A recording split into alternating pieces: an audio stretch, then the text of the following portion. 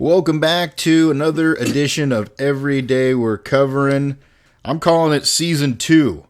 I didn't. That works. Yeah, I didn't put it. We got picked up on Netflix. Picked up the second season.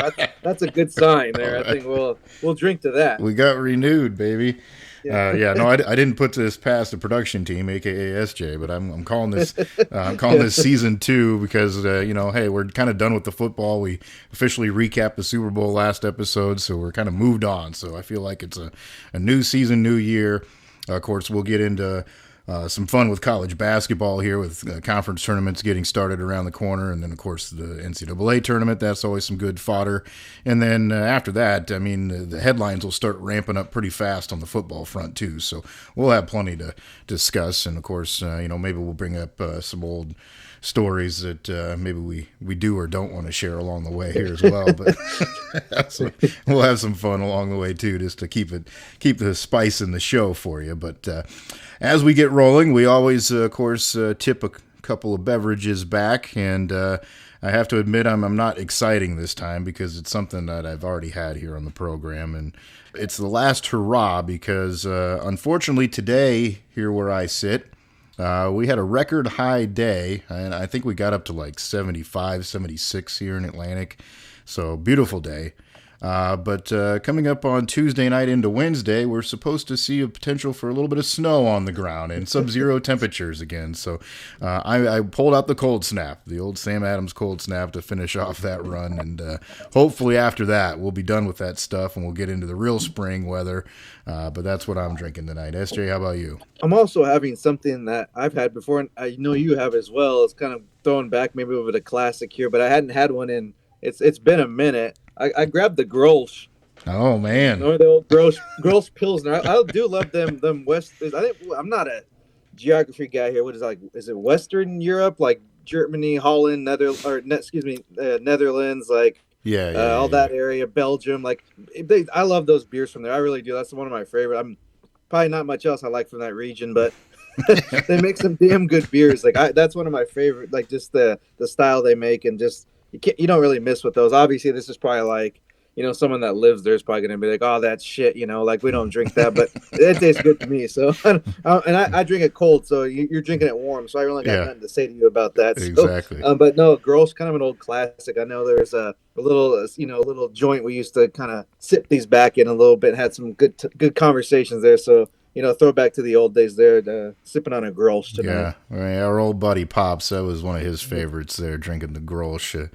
They still got the swing tops on some of them. Oh, yeah. I end up picking the 6-pack rather than the 4, just because I want a little more. But I got the pop-offs. But, yeah, no, they got those tops still. And that's honestly what caught my eye first. I was like, man, I want something different I haven't had for a while. And I was like, oh, Grolsch. Yeah. Can't go wrong with Grolsch. It's fun to say, too. Yeah. Yeah, we ain't drinking at 55 degrees. We'll throw their damn tea in the harbor, but we'll drink some of their beer. Good stuff. We got some good beverages here for you, and hopefully you're drinking something that's fine as well. Again, if you have recommendations, obviously that could be a good talking point here on the program as we have maybe a couple down weeks. We'd love to have some more beverage talk in there too, so please send us some ideas. We will recap a little bit of what we had here for you last week. We did have a few picks. As we mentioned on last week's program, though, it's much more difficult right now to kind of give you forethought picks. We're going to do a lot more of this stuff. We'll throw it out online on our Twitter channels, kind of giving you picks throughout the week because lines don't come out. I mean, we just saw lines now before we recorded here. It's late on Monday night. So this is just stuff for Tuesday. So we'll have some of those later in the show too, but not much because there's not much available to tell you. But from last week, as we were doing the program, I was, of course, interested in seeing what my Iowa State Cyclones were going to do on Big Monday against Houston. Unfortunately, they lost the game, but the little wager I had riding on the line that night did come through for me because both Iowa State and Kansas State, I had them plus 10.5. and they both stayed within that last Monday night. It was a nice little evening there for you with K-State. They ended up just losing by 6 on the road at Texas. They were really close, actually, in that game till late. And then Iowa State hung around. It was kind of like in that 6 to 8 point range for most of the late part of the game. They just could never get over the hump. And Houston was making a ton of shots. They were on fire, shot over 50%, I think, from 3 and the field. So they played well. But they hung in there. They only ended up losing the game by 8 points. So got me within that spread, and I had a nice little win there on Monday night. So I'll take that. That's a good way to start things off. And then on Tuesday, I did throw a couple of Big 12 ones at you. I kind of split those. Had TCU getting 5.5 at Texas Tech. That came through because they were only lost that game by a point. So that was a good one. But then I had Baylor. I was hoping they were going to pull the upset on the road against BYU. I just had a feeling they would win it. I actually was hoping they would lose just for my team's sake, but I thought they would win. But they lost by 7, so I lost that one. So kind of split there on Tuesday night. I know you had a couple of things you were looking at last week too, SJ. Yeah, most of my, I guess, effort and energy went to the UFC route. So I did some picks there. Not as good as the card before on my end. First off, the kind of bitch of it, and that's just the way it goes. And it's obviously when you get more into combat sports, it's more of a possibility. One of the fighters, I mean, literally, like, I think 5 minutes before he was supposed to, walk out to the octagon there, they called off the fight. So one of my picks was scratched. Obviously, that was kind of a downer. And that was one of the ones I was definitely a little more high on, but it wasn't too disappointing considering if he was the fighter that got, sick. They said it was an illness. So maybe he wasn't going to have a good night after all. So it maybe it ended up playing out in my favor. I did get Yasmin Haraguay won by decision. That was on the preliminary fights there. Got that one. That was the one I hit out of the other 3 picks I did make. Had a bit of an upset. Brian Ortega knocked off Yair Rodriguez in the co-main event. Actually was a submission. So a little kind of a not necessarily shocking because that's his game for sure. But the fact that, I mean, he was seconds away from being finished in the first round. So it was a bit of a blood and guts situation there for him to come back and kind of fight it off. And he was one of those guys that I mentioned before, a couple of the other fighters, where it's kind of was, piss or get off the pot time. He might have been kind of written off had he not pulled it out. So it was a big win, especially going into his opponent's, home country there. Is a big win for him. And then in the main event, I was just a little bit disappointed. There were some, big finishes and big fights, but it was kind of billed as a lot of the home country Mexico fighters, and in those cases, typically you get a lot of finishes and a lot of exciting type of fights. That wasn't necessarily the case across the board, and that also was in the main event. I went with the under 3.5 rounds, being as both of the fighters were rather, more exciting fighters, and I just figured kind of in that setting, kind of with that moment, just so much attention and just, being kind of like the spotlight on the fighters from that country. I thought maybe they were going to throw more caution to the wind. They didn't exactly do that, especially Moreno, who ended up losing their fight. Brendan Royval got the decision, fighter out of Denver, Colorado area. He was real timid and real tentative, and I was really surprised by that, and also, of course, disappointed. Being, he's been a belt holder on a couple occasions. Just, I don't know if he was, overthinking it, trying to play it safe, worried about, getting a knock, himself getting knocked out. But he didn't look so great, so that was a little unforeseen, at least for my bet. So got one, missed on a couple, but we'll bounce back here. I know they got another big card coming up here in UFC 299 on March 9th. So we'll be looking at that one here in a couple weeks. All right, so that's kind of gives you a recap of where we were at with some picks for you here. Last program, and then, of course, throughout the week there a bit. So, again, continue to follow us there on Twitter or X or whatever the hell you want to call it. At Cherokee CP and at SJM Bets are our 2 handles, and we'll try to put stuff out there for you as we see it here throughout the week. You can ignore some of my other complaints about games that I'm watching as I'm watching them too, but that's what that site's for, right? Exactly. So we might as well, join the crowd. Yeah, real-time complaint reaction. That's what it's all about. So we'll have that there for you, and hope you follow along. And, of course, if you're making some plays and you have something you think is interesting for us to take a look at, and let us know. Tag us, and we'll, maybe respond to you there as well. We do want to touch on a couple of different topics here, just kind of news stuff here this week. One of them being Then this is a college football topic. The college football playoff has now officially set its format here for this upcoming season, which I guess in the world of organization and structure of major championships is pretty darn last minute because they're only 9 months away from the season actually starting, and they finally now have set what's going to happen this next year. Of course, a lot of that has to do with how nutso the landscape has changed, and the whole conference jumping from different teams has kind of spurred some different arguments, and that's why this has been delayed. But we do have something set in place now. So after 10 years of seeing that 4-team structure, the CFP will be radically different this next year. 12 teams participating, of course, as we kind of have known all along, would be the way it starts. It's not going to be the way it lasts very long. But the first 12-team playoff originally was set to include the 6 highest-rated conference champions and then the 6 at-large teams. But they have now adjusted that. It's going to be the 5 highest-rated conference champions and then the 7 at-large selections alongside of that. So the next 7 highest-rated. So instead of 6 and 6, we go to 7 and 5 is how this shakes out eventually as they kind of get together and vote on it. Tweaked, of course, because there's not as many major conferences to have champions to pick from anymore. So that's kind of why this is adjusted. I think it makes sense. I mean, I thought everybody, that's a follower of the sport thought that this is probably where it was going to end up and should end up. And now we'll have that structure going forward. So it's nice to know kind of where everybody stands.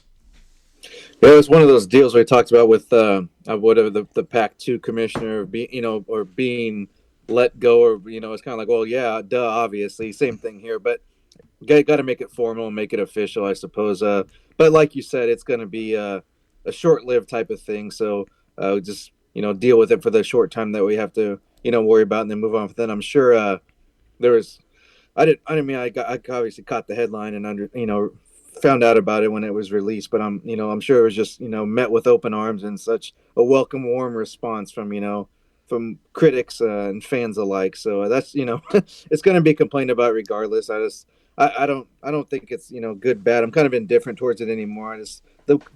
Like we've talked about, when anytime we bring up a playoff or any type of postseason, whether it's college or pros, it just, the closer you can get to deciding on the fields, the better in my book. So this, I guess, moves it that direction. It's never going to be perfect unless you just totally start from scratch in the way it's going with the mega conference, if you will, and how the schools that are kind of usurping the power that they are. It's not going to go that way at all. So the closer we can get to doing that, the better, and probably as close as we're going to get. And as they move to a bigger playoff, is as best we can ask for, is the way I'm looking at it. Yeah, it's definitely a great thing for the sport. I mean, we're going to get what we want, what everybody's been arguing about. So a lot of those arguments are going to go away.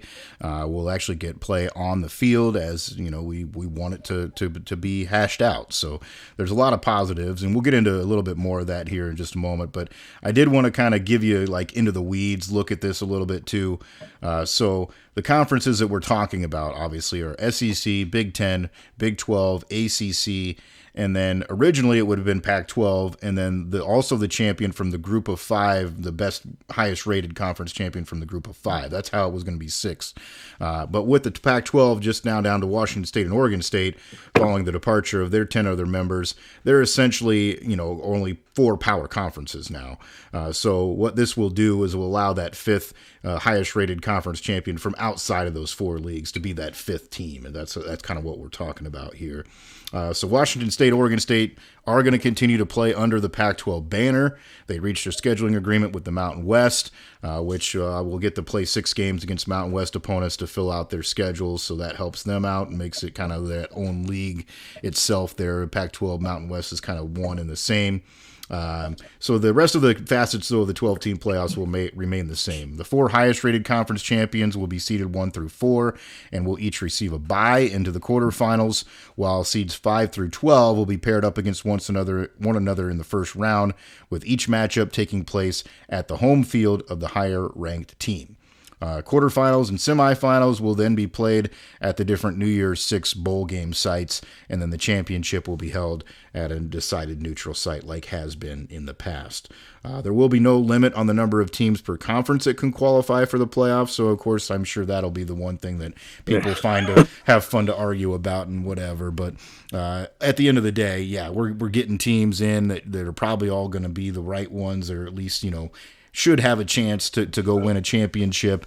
And the thing that's really, I think, exciting too about this is, we've been so worried about what NIL and what major teams with all the resources they have been able to kind of cluster some of the talent in the past.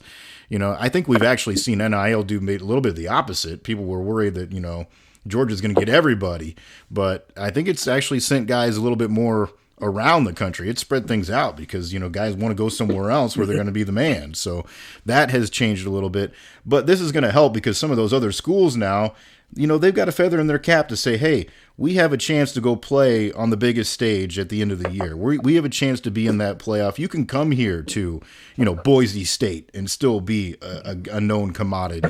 So that's what's exciting. And then, of course, having those first-round games on campus is going to be really fun. Those games are going to be a lot of fun to see, and just the atmosphere that we're going to get with that. Yeah, that's the thing that really kind of all of it, I'm really interested to see in the initial year or two is how those kind of play out, especially when you think of certain stadiums and certain that already have a pretty good home field advantage. I think this would kick it up a notch, and we've talked about, and it's kind of been an issue just throughout the season, even the last couple of seasons, of how teams are struggling just to selling tickets and filling their home stadiums, and how it's easier to sit at home and watch it because we've said with just your life schedule and things that come up, it's not always easy to get to the game. And this is maybe a way to that's a game you don't want to miss, obviously. And, being later in the season, be easier to schedule around it and that type of thing. I can imagine that'll be a pretty hot ticket, especially if it's in the first year, kind of being, if it's your team, you kind of want to have that feather in your cap and say, oh, I went to the first, home playoff team my school ever played in type of thing. And it should be fun. Just kind of, even just like the visuals of it on TV, what's that going to kind of be like? Is there when you have these playoff games and bowl games, you see the teams, but all the, all the ribbon boards and all the, the signage is always, whoever the sponsor is, obviously. I mean, is that, it's going to just be the home team? Yeah. Is it going to have college football playoff? Like, who knows? Like, it might be a kind of cool setup. You could do something there and maybe even kind of go all out for some of the home teams and maybe spend a little bit more of your budget on a game like that. Yeah, that will be fun to see how they organize that, and of course I've seen some arguments from some other, people that are inside the sport or cover the sport that, hey, why don't we even extend that to the next round, to that quarterfinal round for those teams that are waiting? Maybe those should be home site games too, instead of these New Year's Six games. Obviously, that comes down to all the politicking that went on to make this happen in the first place, and they're trying to appease some of those big bulls and the big wigs that run them. So that's probably not going to change, but that would be awesome too. We would, I think people would love that way more than seeing somebody play. Obviously, there's other factors that go into that too. We start to worry about weather. We start to worry about those things when we're getting deeper into the winter. But hey, the NFL usually finds a way to make things happen. So I think other places could too. But yeah, that's going to be fun. I mean, to see. And the chance that a Boise State gets to host a Notre Dame or something, in the first round, that's going to be fun. And what's cool about this too is the way that this schedule is going to work out. I think is a lot of these games are going to stand on their own. So they're going to have their own window where people, hey, this is appointment television to go watch this.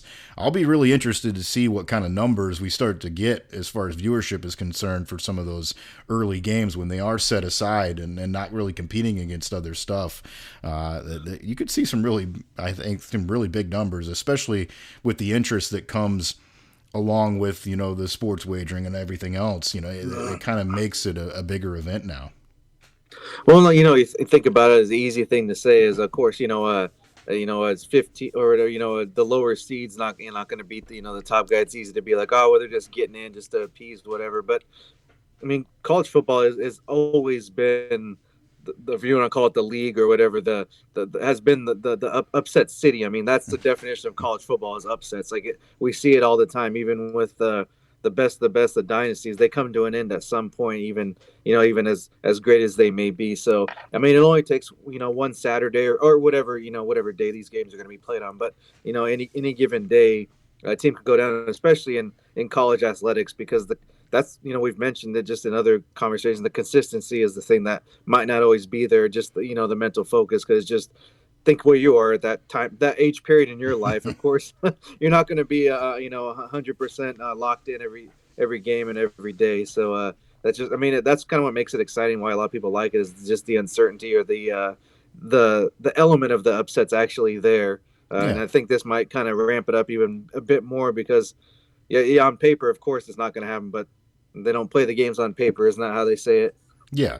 Well, and we're going to see some blowouts. Big whoop. You see them every week, and that's what I mean, we happens. see in the NFL playoffs. There's been Yeah. I mean, more so playoff games this year, and it was a decent playoff this year, Yeah. but more so than not, the games didn't end up being all that exciting. It's just the nature of the game, or matchups, or you mentioned weather. It's just the way it goes. So Hmm. yeah, there's no guarantee, and there's going to be some stinkers, but with this amount of teams compared to four, you give yourself the opportunity for something exciting to at least happen, or Yeah. there can be no argument saying they should have been in, like Florida State this year. They'll have the chance to prove it. Yeah, yeah, and that's all these teams. That's all they've ever wanted was the opportunity. Before it was that we had TCU before they were in a major conference. Teams like that had to be perfect and then had to have everything go their way to be have any sort of chance to get in, and it never happened anyway. So now they get that opportunity, and that's all everybody's ever wanted. It's pretty ironic that we've gone through all this BS with teams wanting to move conferences and all this stuff, and alliances that lasted 2 seconds, and all this arguing that went on for years and years, when we could have had this decided long ago and it would have been in place, and we wouldn't have had any of the deal last year with Florida State anyways. But now that those teams have moved and made it maybe even tougher on themselves in a tougher conference, now the little guy has got what they've always wanted. They've got the chance, so they never needed to move. But it's kind of ironic how it all played out at the end of the day.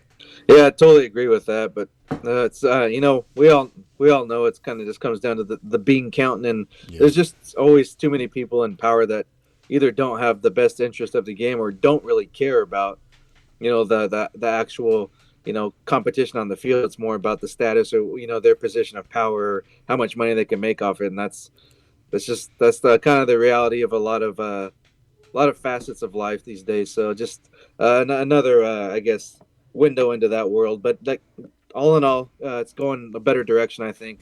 And kind of excited next year to see how that plays out. And some of these teams that maybe the season would be ending, and and even a November, December type thing, they still have a chance, even when before it's you're gonna be worried about who's gonna sit out the bowl game or not. But you get that 10th, 11th seed, and you're still fighting late in the season. That might take out some of those opt out that we talked about last year. Yeah, that's going to change that scene as well. It's going to be fun, and we'll of course talk more about it as it gets closer and we start to look at how that shapes up here as we get into the season. But definitely positives. Now, I guess on the same kind of front, speaking of trying to absolutely ruin something that's terrific. The NCAA finds a way to do that all the time. There's even been some rumblings here lately that a bunch of the morons there want to expand the NCAA basketball tournament to 96 teams now, because that would be exciting. I mean, it's already pretty much perfect the way it is. They decided to do that first four thing, which I don't think anybody gives a rip about Yeah, anyways. I was kind of. I mean, I'm not like the college hoops. It's not like number one thing, but I thought that was. I didn't like when they did that. Honestly, like they found a way to kind of morph it in and not make it such an extra thing. But Mhm. I didn't think that was even necessary. And this totally is not. At that point, it is. Why even have a season? Let's just do Let's just do the tournament and call it good. It just Yeah. seems like a bit much. I mean, how many teams are gonna get in there with a losing record, or maybe 500? 500 or below. It just, with that amount of teams, it just doesn't leave much wiggle room for the quality teams that should be in there. again, it's a money grab, or getting more games on TV, more networks involved, that type of thing. But I just I don't see where it makes sense at all, especially with the most of the the talking heads that you and this might come up in the another topic we're going to touch on, but the talking heads that are college basketball diehards are just so they're so concerned with the sanctity of the sport. That's the the way they, at least that's the way they come off. I mean, I don't think there's anything any in sanctity and sport don't belong in the same sense, no matter what league you're talking Not about or anymore, what huh? level. But just the kind of the pious attitude towards it would, I can't imagine they'd get behind this 96 teams when you're already letting in what close to half, over half, or Yeah, you're there's plenty of teams getting in there right now. Like yeah. it's, I don't know. Well, and it's not like we don't have other tournaments too. There's the NIT. There's all the other nonsense. Mm. If they want to play in it, fine. They go play in the other thing. Whatever. Nobody wants them to be in the Well, NCAA tournament. when things like this come up, it's it's like it's not ever thought of, but it's when you want to the NIL or whatever. It's, oh, they're student athlete. This is going to cause problems with classes and all this. And but when you want to add more games or do more travel, it's Yeah, that's great. no big deal. They'll be fine. So I guess it just Yeah, depends on what side of the argument you're on and whatever situation that might be. Because I would think a 96 team tournament is going to take a little bit more than the 2.5 or so weeks. I mean, I get that they're not playing consistently for that long, but I mean, it takes up at least part yeah. of over 2 weeks. If you're going down, you're making all the way to the final four or the finals. Hmm. You're giving up quite a bit of time there. Yeah, and the scheduling. Holy crap! I don't know how you figure that out, but yeah, I don't. I mean, I hate not to harp on this forever, but like I know conferences are getting a little bit bigger in some regards, Mm. but as it is right now, pretty much half of all the major conferences get in. I mean, if Right. kind of with the way you always look at it as a fan is if you go 500 in the conference, you've got a decent shot to get in the NCAA tournament. That's usually how I look at it when I'm watching my team Mm-hmm. throughout the season. But anything less than that, no, you don't freaking deserve it. I mean, Right. like I heard, I saw somebody explain it, and it made perfect sense to me. You've already had a record that was not a winning record against a group of teams that you determined were your peers to see if you qualified for this tournament. So why should you? That makes perfect sense to Mm-hmm. me. You had your opportunity, and yeah, if you don't finish that high, then you don't get in. Big deal.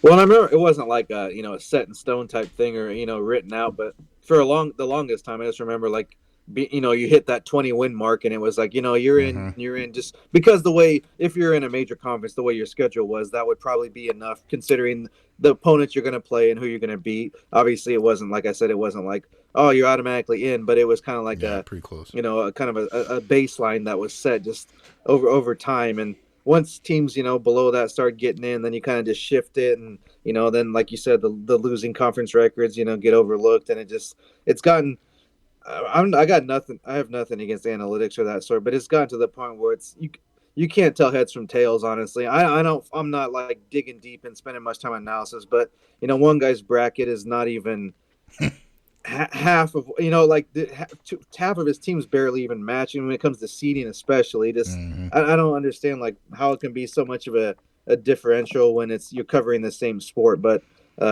Whatever the case may be, just win your games and you'll be fine, obviously. But it's just, I don't know how anybody follows that. Like, I mean, I try to peek here and there just to see what people are thinking, maybe get an idea of where, you maybe travel if you're going to try to do that. But it's damn hard to follow. And I can see, I know it just kind of turns me off. And I'm a pretty big sports guy here. So I can imagine someone that's just kind of a casual observer just checking in.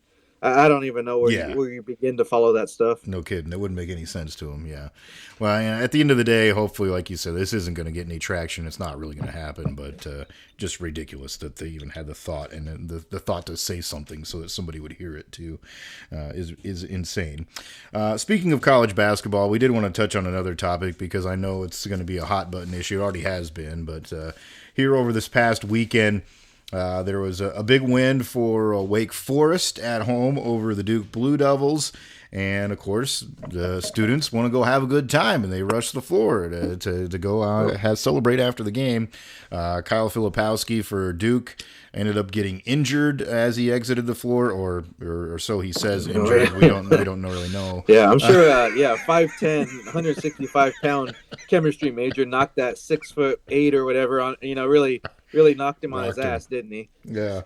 So of course, the immediate argument is what do we do about court storming, and how do we make this safe for players and officials, and so we don't have interactions between them and the fans, and yada yada yada. At the end of the day, you're not gonna get rid of it. If the student section decides they're going to storm the floor, there ain't no amount of security guards that are going to stop them from doing so. You can try to take all the measures you want. Now, I understand that there should be some level of help for the other team to try to get off. However you orchestrate that, I get that they have a right to at least try to get off the floor. But in this scenario, if you go back and watch the video, he had no awareness to hey, get your ass off the floor. You know what's coming. They're coming at you. They're all lined up on the edge of the floor, and he's taking a stroll, I'm going to go to the locker room. Dude, if that's me, I'm finding my way to get my ass to the sideline as fast as humanly possible. I don't want to have that interaction, so I'm moving. He didn't do that. And then if you watch from the overhead angle, it kind of looks like he was the one that took a shot at the kid. Yeah, for sure. That's the one because I kind of following that because I did. The Duke let me down on that one, if you know what I mean. So I was casually following it, just score checking, if you will. And that's all I saw the score. And once I saw they were going to lose, I just kind of I didn't care, tuned out. But then later that night, I found out what happened. And the first angle I saw, it looked to me like he kind of threw his arms out to kind of to make some contact there, maybe mush the guy in the face type of thing. I'm kind of with you there. I mean, it's just my take is it's coming. I can understand not wanting to be in the middle of that. That's perfectly understandable, and it's of course not safe. I'm not going to deny that.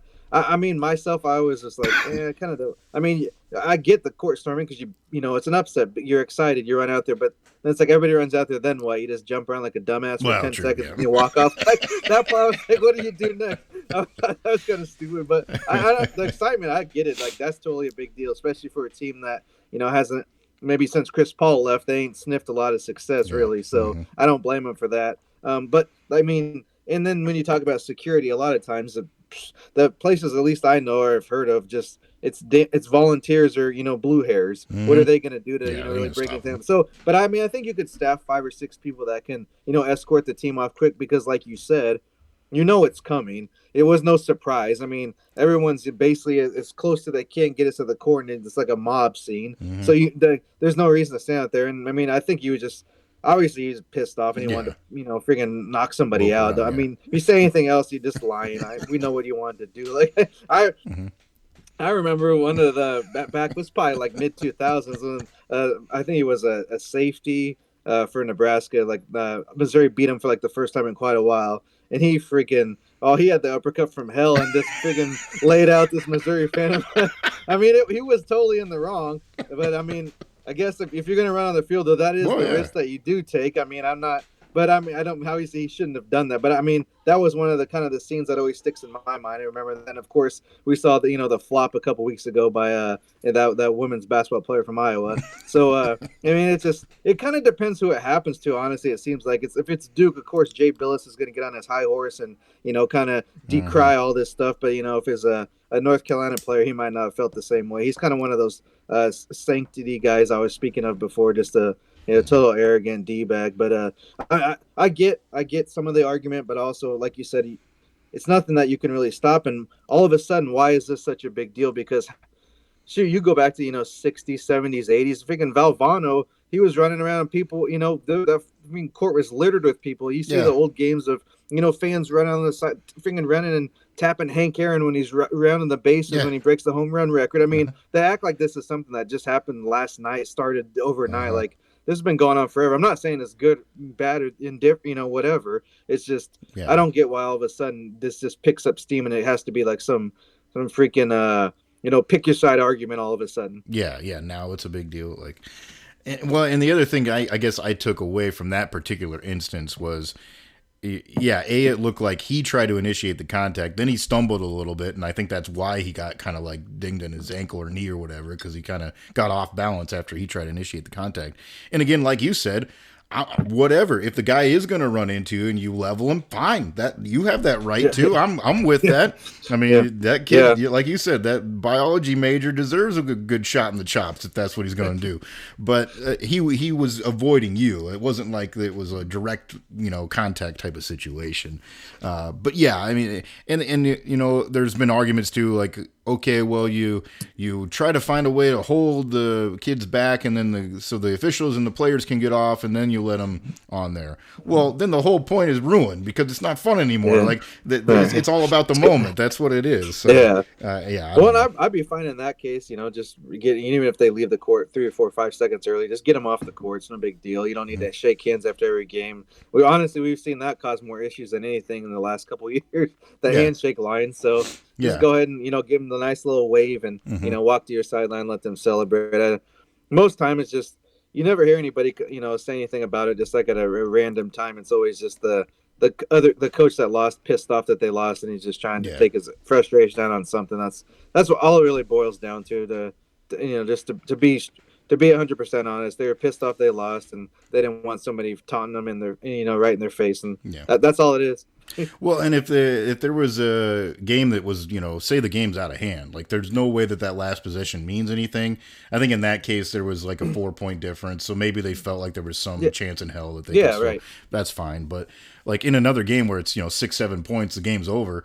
I'm okay with them just walking off the floor. Who gives a rip? Let the other team inbound. I Yeah, mean, let's let get them rid of dribble it the out. yeah. Yeah, Who yeah, gives a crap anymore? But yeah. yeah, it's who knows. I mean, I'm sure we'll still argue about it, and there'll be another incident down the road. But yeah, like I said, I don't think it's ever going to change because I don't know what you can really do about changing it. Obviously, the conferences can go back to their whole like we're going to fine people this much money and whatever nonsense. It's never changed anything in college football. So whatever. Go ahead. It is what it is, and it's still fun from time to time to see those upsets happen. Obviously. One other quick topic I wanted to touch on the college football front that I just thought was an interesting coaching move. Eric Bieniemy, who is of course well known to folks that are fans of the Kansas City Chiefs, was a longtime offensive coordinator alongside Andy Reid. This past season went to the Washington Commanders. He was let go, the staff was let go there. So now kind of the talk in the offseason was, well, is he going to come back to Kansas City? Everybody thought he might come back to the Chiefs. But he is going to go out and join the college football ranks. He's going to join as an offensive coordinator and associate head coach out at UCLA. Deshaun Foster is the guy who got the job as the head coach out there, and he's going to be joining him on his staff. But just kind of interesting, really. I mean, I guess who knows what his motivation and his thoughts are. Maybe he just wants a change of pace. But certainly from an outsider's perspective, it would seem like a step down. You're going from the pro to the college game and not being a head coach, which was the long cry for a long time for him in the NFL. Everybody thought he should be a head coach at some point. Never got a gig. But yeah, interesting move. It's like you said, kind of a little bit of a head scratcher. I'm always just kind of curious. Like, there's got to be, I don't know if you want to call it dirt. Just he can't. I know people have said it was a bad interviewer. That dude, Yeah. some of these coaches, like I can't. You can't tell me, an Arthur Smith or someone of Yeah. that sort had just jaw dropping responses to your questions during an interview. Like, come on. So I don't know if it's just he pissed the wrong person off within the league.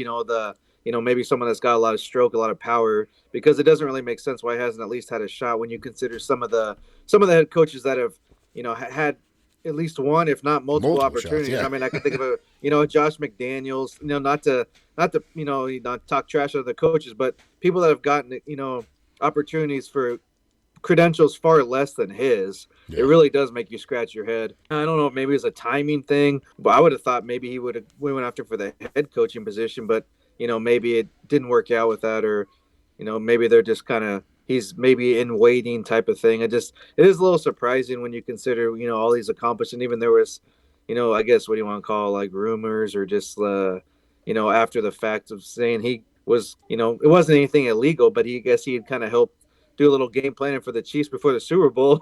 Yeah. Is what some of the stories I heard, which is it's fine. I mean, he's got a good relationship obviously with Andy Reid, so it makes sense. It's just kind of interesting to hear that he would even just take time to do that. So it shows you that maybe he still has a pretty good relationship there. But yeah, it's weird who gets chances and who doesn't. I mean, it's a little bit like life, but maybe a little more magnified. Of the Yeah. best and most talented don't always get the opportunities for one reason or another. Yeah. Well, it'd be interesting And I'm to not see. saying he would be an amazing coach either. No. There's no guarantee of that, No.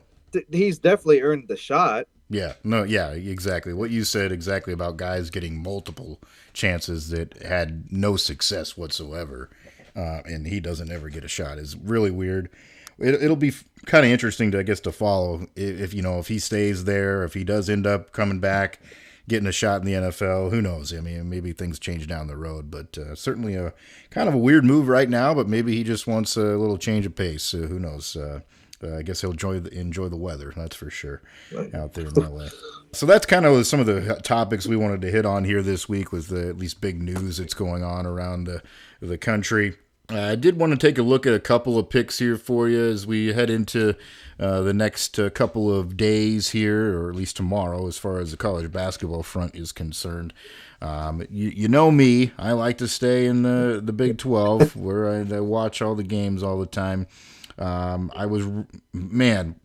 Speaking of that, I just wanted to backtrack just a second. Got to backtrack a second. Saturday, I didn't get to watch games because I was at a basketball tournament with my son, but I got to see the end highlights of the Baylor-Houston overtime mess. Geez. Oh, my God. It's like, because, of course, Iowa State fans need Houston to lose, and it's like, dude, you got a free throw to win the game, and he misses the freaking free throw, and then Houston hits what they think is the three to win the game, but it wasn't out of his hand soon enough. They went it in overtime. What a wild game that was. Well, there was even a couple of plays in overtime. I think it was the center, or power forward, whatever you want to call it, that tight or that hit that layup at the end to tie it, and then later missed the free throw. But he had another wide open layup, and the ball it looked like it was freaking rolled in Crisco or something. Like, it went 12, 13 feet in the air.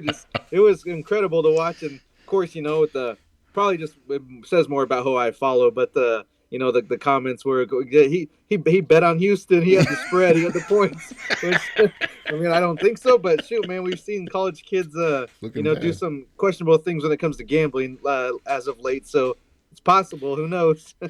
He's following that Super Bowl streakers mentality there. Supposedly the streaker had bet on, was there going to be a streaker at the Super Bowl? Won like $300,000. That's one way to cash your bet. I mean, all that, depending on, I guess, how much you won, might have went right to the legal fees. But either way, at least you can say you won the bet. That's true. I'm sure they're working on all kinds of backdoor legal ways to not pay those people when that thing's gonna happen. But interesting. Anyways, that was a fun game on Saturday. So yeah, unfortunately, it looks like Houston's probably gonna end up winning the regular season title because they've got a pretty decent road to it here the rest of the way in the schedule. But there are some games tomorrow night that were interesting in the league.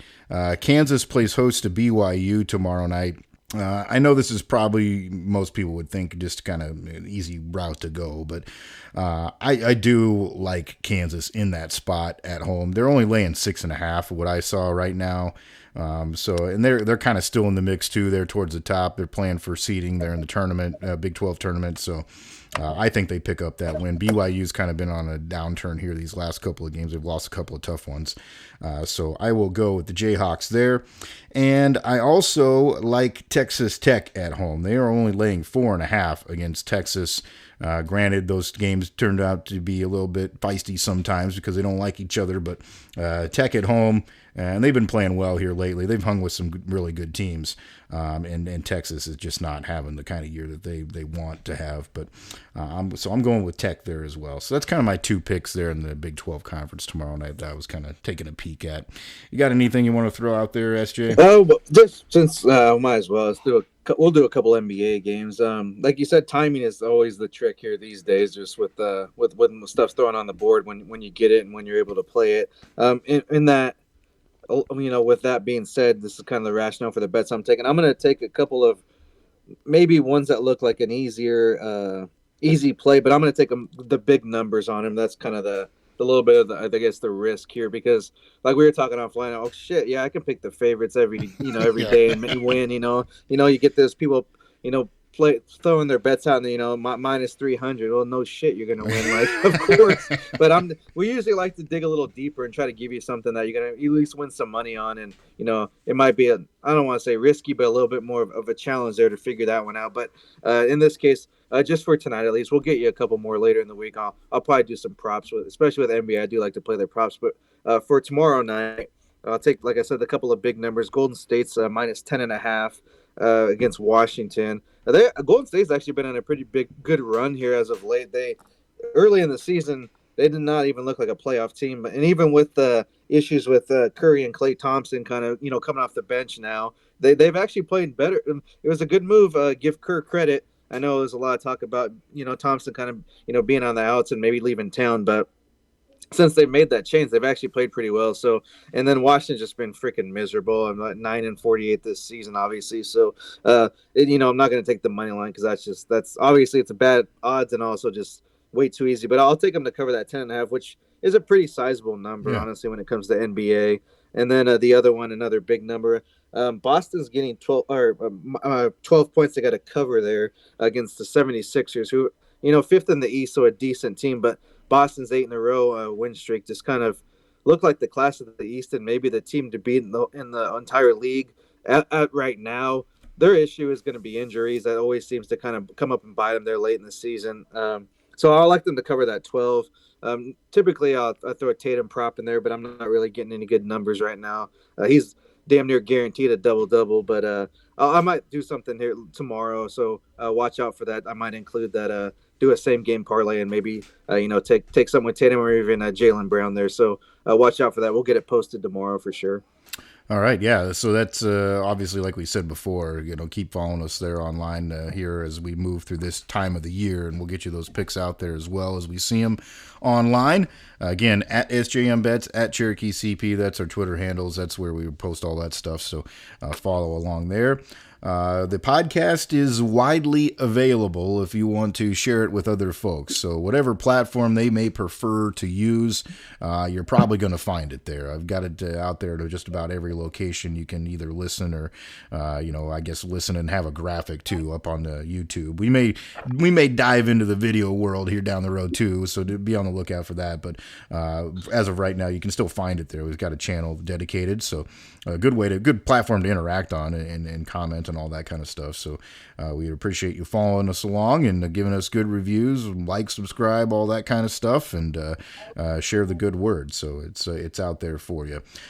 We appreciate everybody that has joined us and, of course, reacted to our polls. And if you follow along on the Spotify platform, there's a poll there as well each week that I usually try to add with the show just to have some fun and see what people are kind of thinking about certain big topics that are out there in the sports world. And we appreciate any feedback that you give us, whether it be sports, booze, gambling, love life, whatever you want to do.